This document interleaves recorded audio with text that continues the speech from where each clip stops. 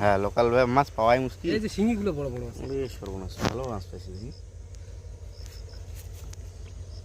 হ্যাঁ, শিঙের সাইজগুলো তো ভালো আছে রে, শিঙের সাইজও ভালো আছে, মোটামুটি ভালোই মাছ পাইছিস, খারাপ না।